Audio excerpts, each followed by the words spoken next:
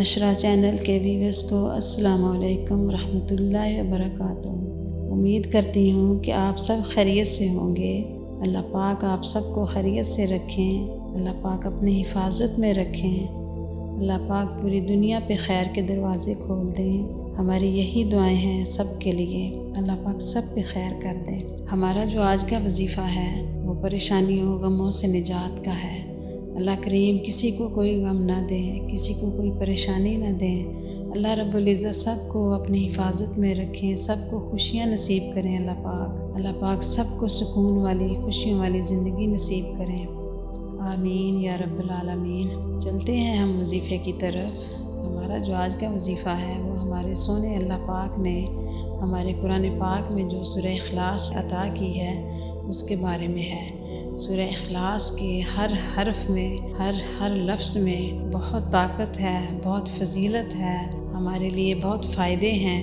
कुरान पाक के हर लफ्ज़ में, हर हर्फ में, हर्फ ब हर्फ जो है वो हमारे लिए फ़ायदा है। हमारा जो मेडिकल है वो भी कुरान पाक से ही निकला है। इसलिए हमें अपने कुरान पाक से दिल लगाना चाहिए, अपने अल्लाह पाक से दिल लगाना चाहिए, क्योंकि दुनिया की हर चीज़ हमें अल्लाह पाक ने अता करनी है। तो इसलिए हमें चाहिए कि हम अपने अल्लाह से दिल लगाएं, अपने कुरान पाक से जो अल्लाह पाक का फरमान है उससे दिल लगाएं। जब हम चाहते हैं कि हम अल्लाह पाक से बात करें तो हमें चाहिए कि हम कुरान पाक पढ़ें, कुरान पाक को खोलें, इज़्ज़त से, प्यार से, एहतराम से हम कुरान पाक को रखें और एहतराम से हम उसको खोलें और फिर हम उसको पढ़ें। जब हम पढ़ेंगे तो हमें उसके बहुत फ़ायदे मिलेंगे। अल्लाह करीम हम सबको कुरान पाक को पढ़ने की और पढ़ के समझने की तौफीक अता फरमाए और फिर समझ के उसके ऊपर हमें अमल करने की तौफीक अता फरमाए। तो चलते हैं हम वजीफ़े की तरफ। जो हमारा आज का वजीफ़ा है सूरह इखलास का है। हमें सूरह इखलास से दिल लगाना चाहिए, अल्लाह पाक से दिल लगाना चाहिए। सूरह इखलास के बहुत फ़ायदे हैं। जब हम इसे पढ़ना शुरू करेंगे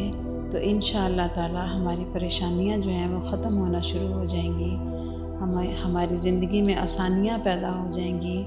आस्ता आस्ता हमारे सारे गम, हमारी मुश्किलें जो हैं वो आसानियों में बदल जाएंगी इंशाअल्लाह ताला अल्लाह के फजल व करम से। तो हमें कम अज़ कम हमें एक तस्बीह सुबह पढ़नी चाहिए, नमाज फ़जर के बाद पढ़नी चाहिए, और एक तस्बीह हमें नमाज इशा के बाद पढ़नी चाहिए।